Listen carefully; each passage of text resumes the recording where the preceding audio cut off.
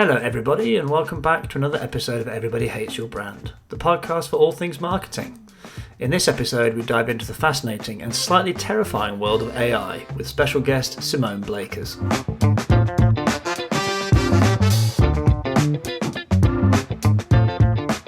AI, you can't move in marketing circles or any business circles really without someone mentioning AI and how it will help hinder and or take over everyone's jobs. It's a scary time for a lot of people, but it also seems to be a big opportunity.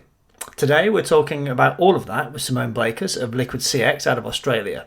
A former agency leader, she now focuses her time on helping organisations understand and navigate the impact of the various types of AI for their people, their brand and their CX. Stay tuned because this one's a beaut. So, as I said in the intro, we welcome back Simone Blakers to the podcast. Simone, welcome. Thanks, Rob. Good to be here again. Yes, it's lovely to have you back. And even though you have been on the podcast before, and hopefully long-time listeners will remember that episode, would you just give us a bit of a rundown of who you are, your experience? We just like to call it's called the credibility section, I like to call it. So would you give us a bit of a rundown of that, please? Yeah. Excellent. Okay, so Simone Blakers, I've been in data-driven marketing world for 30 years. I had the wonderful privilege of following the rise of digital as it evolved. And that has sort of led me, after leading different agencies and working back in media world, to then be an independent consultant. So a lot of the work that I do is focused on helping companies with their digital transformation. That can include things like AI and automation, and also helping them understand. Now I'm part of the Future for Now team with Lee Schofield, actually helping individuals as well as organizations understand how to strategically apply these technologies, but also for themselves, learning what's going to happen to the impact of their own work, their own jobs, their own careers, and helping empower the future workforce. Some interesting and dense areas to get into, I think, in relation to that, and very specifically into kind of the world of AI, which has become, I guess AI has been around in marketing for a long time, but with generative AI, certainly over the last year to sort of 18 months, has become a huge shift in the landscape. Let's quickly, just for people who maybe have not yet dived into this new world of AI, from your perspective, what are the kind of basic categories of AI that people are talking about? And then we'll maybe dig a little bit more into generative AI as we go. Yeah, I'm really glad we're starting with this, because the term AI, artificial intelligence, it gets bandied around in so many different ways. And really, it's a scientific discipline. It's not a tool. What we're talking about is a discipline that's been around since, I think, first coined in the 1950s.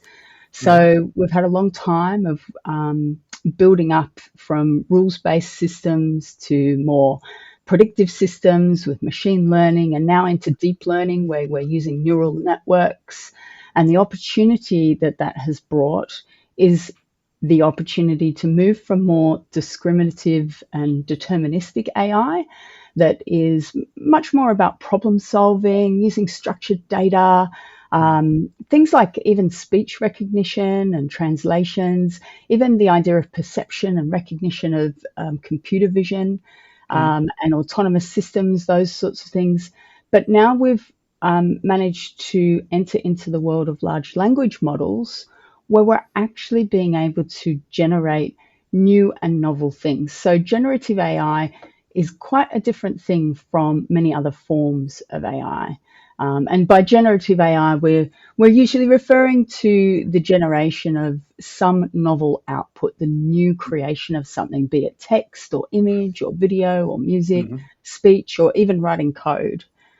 That's the one that's kind of really put the cat amongst the pigeons, for want of a better way of putting it. I think the predictive stuff, we've all talked about propensity models for years. It's the same maths. It's just done quicker and better, essentially. But what's really fascinating is when you start to see some of these images and words and conversations that you have with AI tools, like the obvious ones being ChatGPT or Gemini from Google and those kind of things.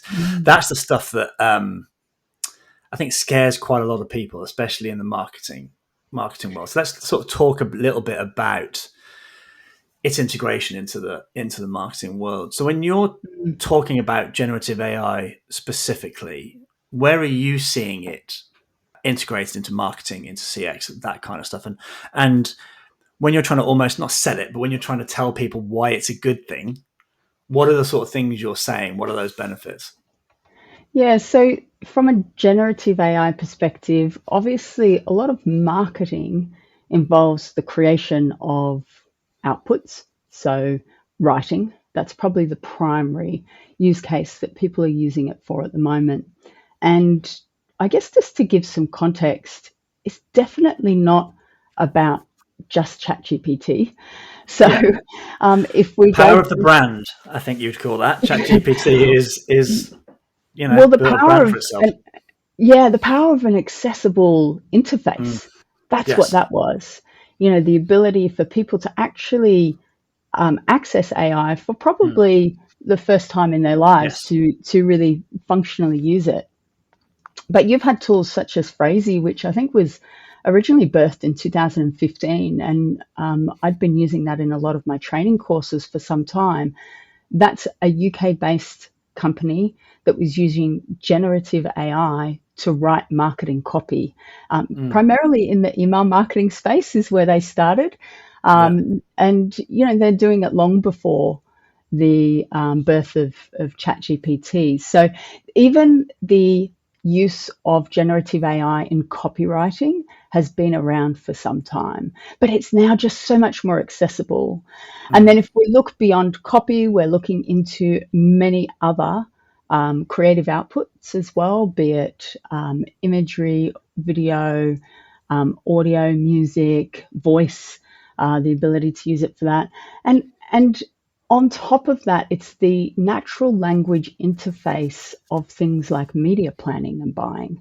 So Mm. the ability to have the convergence of those more discriminative AIs that have, or even the ability to query and run reports, but have a Mm-hmm. natural language interface on top to say, hey, what's working and what's not working within my media strategy right now.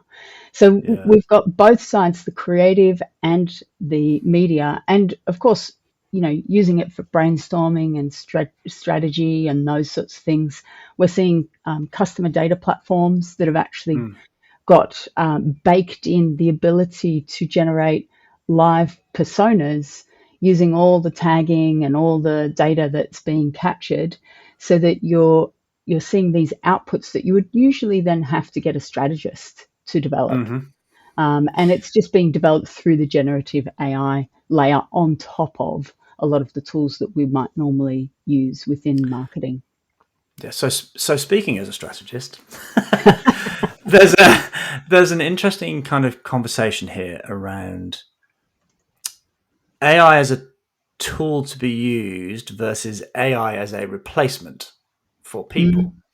And I'm going to butcher this name pronunciation, so I apologize now to the person in advance, but I believe it's Fei Li, who is co-director of the Stanford Institute for Human-Centered Artificial Intelligence, said, artificial intelligence is not a substitute for human intelligence. It is a tool to amplify human creativity and ingenuity. So that to me says, look, it might replace some things, but humanity and creativity of humanity is still hugely important in the process. So that, from your perspective, in that perspective, sort of replacement versus amplifier or improver, where do Mm. you kind of see it sitting? And be gentle, because I say you're talking to a strategist.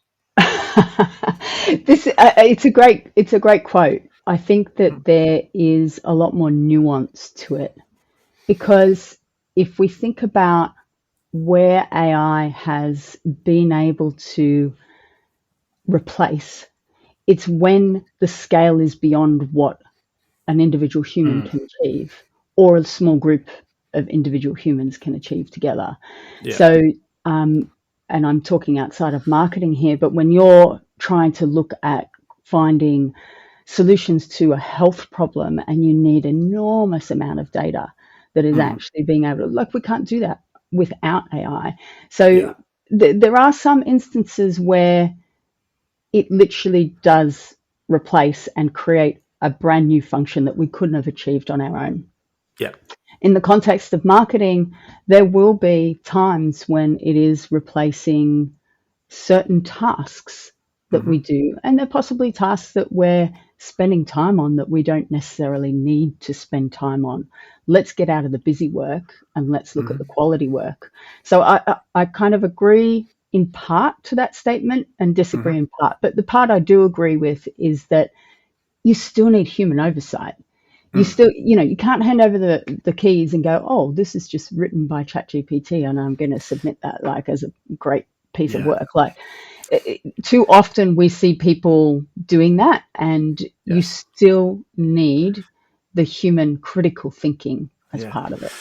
And I think there's also an interesting bit there around, ChatGPT and those kind of platforms are trained on vast swathes of data, but it's not specific to your brand. Let's say you're working on a specific brand that has a specific tone of voice, that has a specific, you'd almost need to create your own version that is built on, okay, here's all the emails we've sent over the last, I'm sure people are doing that. But this idea of training it on the right thing so it sounds like the right, I think that's part of the problem you see now is my sister works in education, and you kind of see, people using ChatGPT maybe in ways they shouldn't be using ChatGPT in terms of, and you can tell because it doesn't sound like them anymore. And I think that's an interesting kind of like wrinkle in this process about what data are you almost have to train it to be around your brand and your tone of voice and all that kind of stuff. I think it's quite an interesting wrinkle in this whole process. Yeah, that wrinkle's been ironed out now. Okay. Yeah, there's tools it now. Shows you my own lack of knowledge around this area, but yeah. Yeah, I mean, it's emerging, but there's a few things. So firstly, you wouldn't necessarily, as a company, create your own bespoke large language model. But what we are seeing emerging is that there are more industry-specific models emerging that have been trained on certain sets of data and understand the language of a certain industry, for example. But on top of that, you can have what's called RAG, Retrieval Augmented Generation, that actually means that the model is going and it's checking certain things. So you're saying, always check these things before coming back to me with an answer. And those things might include training that you're going to give it around your tone of voice. It could include that you're actually having a whole heap of data around every single communication as a brand that you've ever put out. And then it's actually using that as guardrails to reply and respond. And I mean, that might sound like it's a very costly thing to do, but even in ChatGPT-4, you can use RAG technologies. They're very accessible. There are tools for marketers like Jasper, which actually allow you to upload your particular brand guidelines, tone of voice, all of those sorts of things. And it will learn from that, and you can choose different large language models for different types of jobs, marketing jobs that you're wanting to do. So, yeah, even though it's an early wrinkle, it's being ironed out very quickly. Interesting. Okay, so let me put my cynic hat on, which, as you know, Simone, is a large proportion of my being. Let's do it. So marketers like shiny things. Yeah. Right? So over the last, I've been doing this a long time as well, seeing the amount of different things come and go, like augmented reality and virtual reality and Pokemon bloody Go and NFTs, Web 3.0, crypto, all these sort of things that were hailed as transformative, going to change the world. Oh my God. And in some cases still have specific uses. But certainly I would argue none of those things have necessarily lived up to the scale of the hype that they were presented with. What's different about this in your mind versus some of those other sort of fads, you might want to call them, or technologies that maybe didn't quite live up to their billing? Yeah, and some of those are really early days still, like Web3, metaverse, all of that. I mean, augmented reality, virtual reality, it comes, it goes, it comes, it goes. I'm not a big fan of all those headsets. I just don't think they fit within the human way of doing things. Like, the technology is forcing you to adapt your rather way than of doing adapting around things. you. Yeah. That's the difference with this, right? Because it's actually enabling you to do the things you do in a faster, more efficient, and often better quality way. Mm-hmm. And for businesses, for brands, more cost effective as Mm-hmm. well. So when you look at all of those positives, that's why the adoption is happening so quickly. If you look at whether or not this is an enduring technology, there's a great piece of work that's been done by Professor Scott Galloway that he's just mapped all the different academic articles, like the mentions of certain Yeah. technologies over time. And you look at the graph of that and how things like mobile phones or GPS have looked as an academic process over, a Mm-hmm. very long period. And if you overlay AI from, the 1950s through to where we are now, it follows the same curve. Mm. We're in a process now where it has hit the mainstream, but this is not new. This is, Mm-hmm. we've been on this journey for a long, long time. So it might feel new to a lot of people who haven't necessarily had that interface before, but it's not new. So it's very much going to be something that is enduring. Mm-hmm. You wouldn't hear me say that about the metaverse. I do think Web3 is going to have a bit of a resurgence later. It's a Mm-hmm. technology yet to find its use case. And I think the use case will actually come because of the changes that AI bring in misinformation and disinformation. But that's Yeah. probably another You will conversation. never convince me about NFT art. I think that's just laughable, but I can understand that the technology underneath that underpins that could be used in lots of different Yes. ways. Well, Um, it's the technology that is going to help us navigate misinformation and disinformation, I think. yes, Like I and understand. of Yeah, identity, you know? yeah, I definitely understand. I definitely feel like that we got getting off topic here, but that is great. But moronic influencers buying NFTs for ridiculous amounts of money just to show off. Anyway, okay, so we've talked about a lot about the positives, but a lot of people will be wary of it for a number of reasons. Yeah, rightly so. Yeah, so let's talk about maybe some of the issues that come along with where we are currently in the AI kind of adoption curve and innovation curve. So one of the things that I tend to use, from a strategic perspective, doing research, almost not as a replacement for Google or DuckDuckGo, whichever one you use, but as a start point for some research. Then go digging off that. And as we mentioned before we got on the call, about I was looking for campaigns like Spotify Wrapped, and Gemini literally made up some campaigns that didn't exist. I was like, oh, they're interesting. I'll go and research if I can find more about them. And they just didn't exist. They just made them up. So from your perspective, what are the big watch outs for using this stuff right now? And you talked about guardrails in a different sense earlier, but what are the guardrails that you try and put in place around Gen AI, and how some of the pitfalls you need to be aware of? Yeah. I think there is often a misconception around the word intelligence. Mm, If we were to talk about it as predictive generation, mm, that would give you a very different expectation of what's coming out of it. It is generating what it thinks, it's guessing what it thinks the next best word should be, what the yeah, next best pixel should look like, what the next best sound should be. It is not intelligent. no, So, agreed. But the interfaces make it feel like it is, and I think that's yes. the expectation it sets. And because it comes as an output with such authority, Mm, so it can be a little bit misleading that you're mm, actually getting some form of intelligence behind it. Now, when we look at the issue of hallucinations, there are ways that you can suppress hallucinations, and there are techniques, prompting techniques that you can use, and there are certain tools where you can adjust what we call temperature.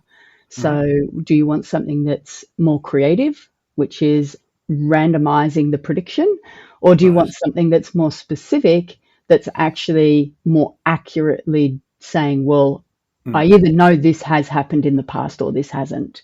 So Right. it's all about prediction at the end of the day. It's Mm. exactly what you were saying at the beginning. Mm. So if we understand that, then we can start to work with the technology that is in those tools like a chat GPT or a Gemini. But some tools are better at it than others. If you're using it for Mm. research, tools like Perplexity are Mm. actually built with that in mind. Right. Um, if you're using ChatGPT 3, a free version that is not trained on a modern data set and isn't very good at reference checking, you Yeah. know, that's probably a bit of a no-no to do your research. But there are certainly tools and techniques. Big part of it is learning and understanding what to use when and the expectations that you have around it. Mm-hmm. Um, and you know, other things beyond hallucinations to be aware of are bias. It's Mm. really important, you know, baked in bias. All of these large language models are trained on a certain set of data. That data is often very American, very Mm-hmm. Western. So you really do need to consider how bias might creep in, whether it's through the tone of voice or whether it's actually through visual imagery or Mm-hmm. through, you know, its interpretation of an Mm. image output, for example. So, yeah, those are probably the two big ones for Mm-hmm. marketers, the hallucinations and the bias. Yeah, that's both absolutely right. I think the other watch out that we've kind of been given working with our clients, given that ChatGPT and Gemini are constantly taking in all the stuff that we're feeding into them, the questions that are being asked, and all those kind of things, is be careful what you're saying about your clients, Yeah. especially from an agency side, and even I guess so from a client side perspective around we're launching this or we're talking about doing that. What would you? There's probably an element of be careful what you're kind of saying around some of this stuff. Yeah, so confidentiality is a really important consideration. And a good way to think about it is that if you're using a free tool, then they're using you to train the tool. Yeah, If you're using a paid tool, then you should, not all of them do, but you should have the option to switch that training off and create a private instance. gotcha. So in most of the clients we work with, you know, they've all got private instance environments, and some you can even create firewalls Mm. between client activity. If you've got, say, you're an agency that's got multiple clients Yeah. in the same category, you still need to have those firewalls between them. So that's all possible as well these days. It was a very Yeah. early problem, but it's a Mhm. problem that's been solved, and it's a problem that a lot of people don't know has been solved because they're still using free versions. Yeah, that makes sense. So, do you think it's important that brands are transparent when they're using Gen AI, whether that's imagery, language, that kind of stuff? Do you think that's important, or does it matter that it was written by a Gen AI or a human being in the end, especially for like Well, marketing collateral?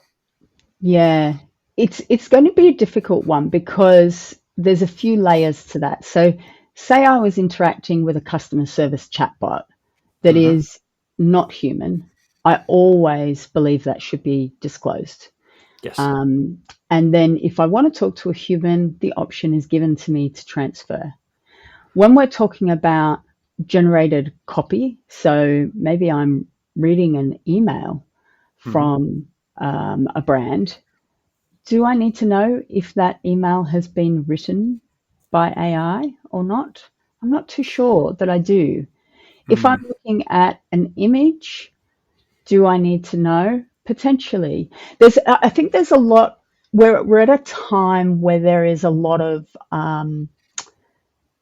mistrust and rightfully questioning because Mm. of deep fakes, Mm. the validity of work. And there's also a sense of protection around, well, hang on, what about how it used to be? Or, the people involved in creating original art, or those sorts of things. There's a protection around people's jobs at the moment as well. So there's a good debate to be had. What I will say is that when agencies are getting into contracts with clients, I think there needs to be a real shift, and very quickly, in a lot of the terms and conditions of contracts around disclosure. Because if an agency is presenting work to a client, as a client, I want to see that work is or isn't fingerprinted with generative AI. And the tools that my agency use, I need to be assured that those tools have got the right privacy credentials, etc. And some of the tools, particularly in image generation, actually have indemnity baked in as well. So if something is generated and then it has an issue down the track around copyright, and you didn't realize at the time that there's a component of that image or video or whatever it is that's actually copyrighted, you need that indemnity baked in. So there's a lot involved in this around transparency, because there's legal implications, not just the the sense of the end user. But what I will say is there was a great study done, I think it was actually by Publicis and Yahoo a little while ago, and they proved that transparency and disclosure of a generative AI advertising, like of that actual ad, it increased trustworthiness and it increased the ad appeal. So we can get a win-win out of this. It's not like, oh, if we have to be transparent and disclose, that's a bad thing. It's just, what are the instances and how does it happen in a trustworthy way versus getting in the way of the communication? Yeah, I think that's absolutely fair. I also think you talk, there's nuance around, is this piece of direct mail, because direct mail still works, or an email written, is it written from a real person? Yes. Because a lot of those things are written directly from the CEO or from the head of customer services or whatever it is. And if it's directly coming from a person, to me, there is an expectation that person at least had some sense of, like, even if it was curating and signing it off. So I think there's some interesting nuance around it. And that'll be an interesting thing, I think, for creators going forwards, because you're always going to need somebody with taste and the creative vision to kind of go, that's the right image, whether it's AI or not. That's the wrong image to put in front of somebody. If it's talking about big brand campaigns and all that kind of stuff, there's always going to need to be some sense of a director in some ways to that works, that doesn't work, that fits, that doesn't fit, because who's choosing the image? Do you know what I mean? There has to be like an end directorship to a degree. That might not be the case in more programmatic and digital spaces, but from maybe a poster perspective or at home or that kind of stuff, it feels like there still needs to, almost like AI becomes the director of photography, but you still need the director to make the decision. It's going to be very interesting because the technology will be capable. Within 5 years, you will be able to have an autonomous creative and marketing team. And the ability to go back to that conversation we were saying about who's making those critical decisions, the ability will be there that you'll have AI agent who is trained on the brand, and their job in the process is to check for all these brand cues. And that AI is particularly narrow focused on brand cues. Another AI might be trained on compliance and is particularly looking for compliance issues. And then they'll all come back and report if this generated communication piece is then meeting those standards. So let's look at it in a way that might happen right now in a marketing team. They've got a social media team who, that type of programmatic work, for example, might be getting developed and not actually getting approved at higher levels, because the team are working with agreed guidelines And if they had to go through a process of approvals, it would take too long to get to market, and you need the Mm-hmm. speed. But what you end up doing as a marketer is saying, well, where does the risk lie? So if we can have a huge volume of exposure, and if the risk of PR damage, brand damage, volume of customers, getting sued, breaking the law, if those risks are high, then you would put a human Yeah. in. But Mm. if they're low, you will find that there will be completely generated Yeah. from end to end processes in the future. Yeah. I just know that because the computer said so is not a defense in a court in a court of law. Agree. So I think you're absolutely right. When it, and I also think, I say, if it is something of grand scale, if it's a Super Bowl ad, yes, Oh, you can have a yeah, generative AI, but like you need to have somebody overseeing that, right? Somebody's got to be the head. completely. Well, look, this has been a terrifying conversation to have first thing on a Friday morning as a strategist, and I think one of the kind of core questions that a lot of I think AI is impacting different industries at different speeds, and we talked briefly before the call about that. And for some industries, it's not anywhere. We're nowhere near anything yet. Some people still don't have onboarding programs for email, but some are really Yeah. moving ahead. So my question to you is: as AI starts to become more and more prevalent, and people are rightly, I think, to a degree, worried about their jobs and their careers and being replaced by Skynet, how do you manage that process? Like, how do you position AI in a sense that kind of like isn't morale destructive? Mm. You know what I mean? Like, how do you manage that transformation? This is a really difficult time. So when I would be in a strategic conversation with a leadership team, we will have some very frank conversations about Mm-hmm. what is your intention when you are going through this roadmap that we're creating, a pathway towards experimentation and use cases of Mm-hmm. generative AI. Is your intention to take a red line through the team Mm-hmm.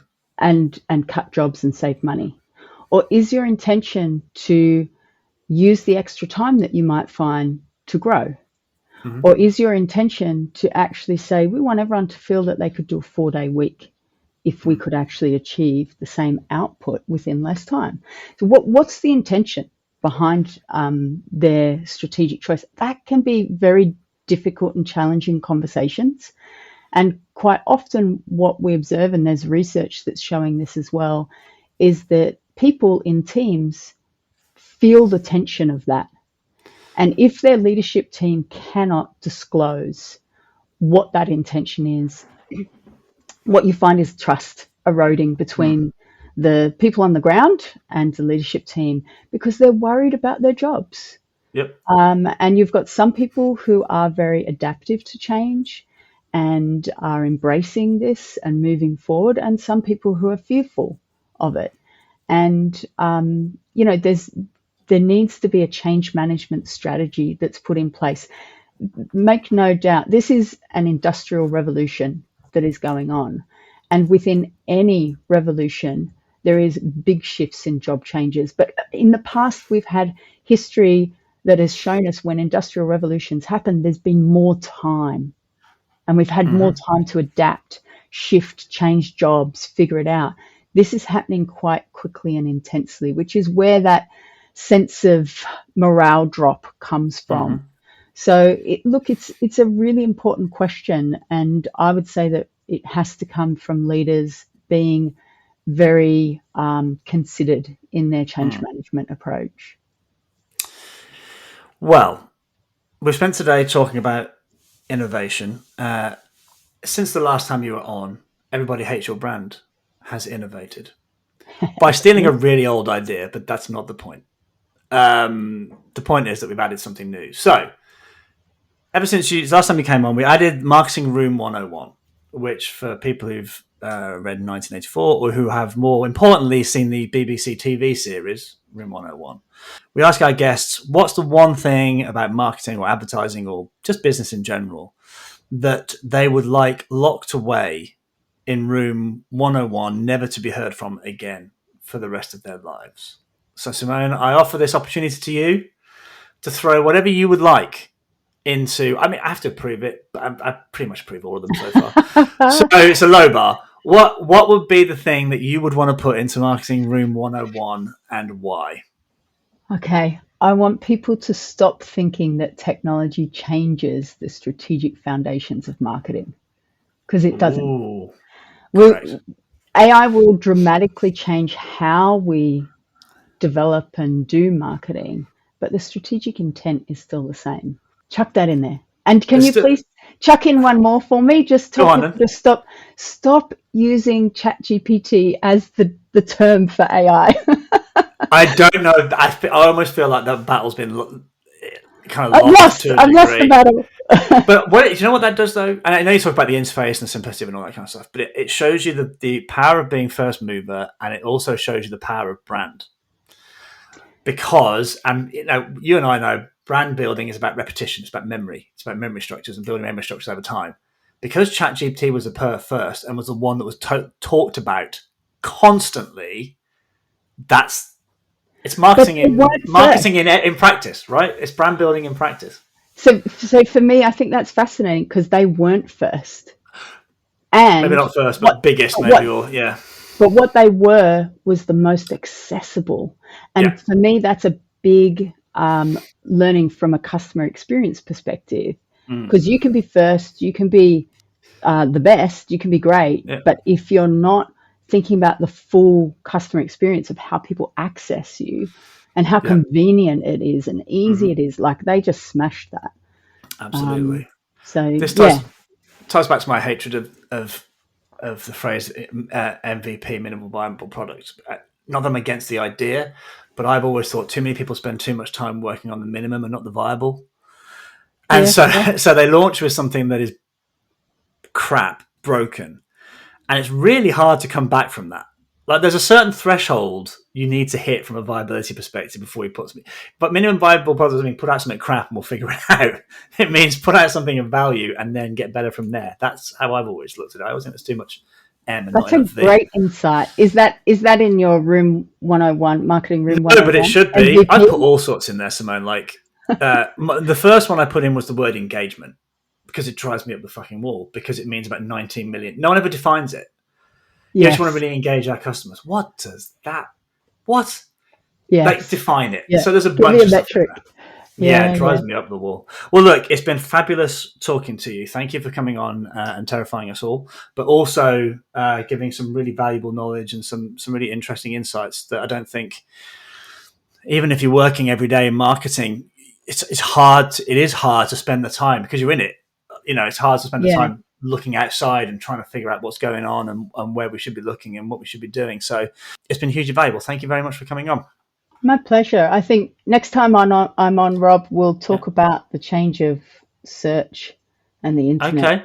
Yeah, I think that's an interesting one. We can see that evolve a little before we have that debate. So, yeah, sounds good. Always a pleasure.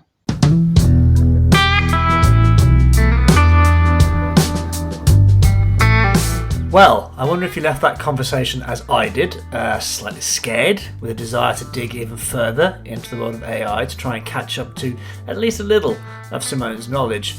If you like the podcast, please remember to subscribe and drop a review. And as my mum always says, take great care and be vigilant out there.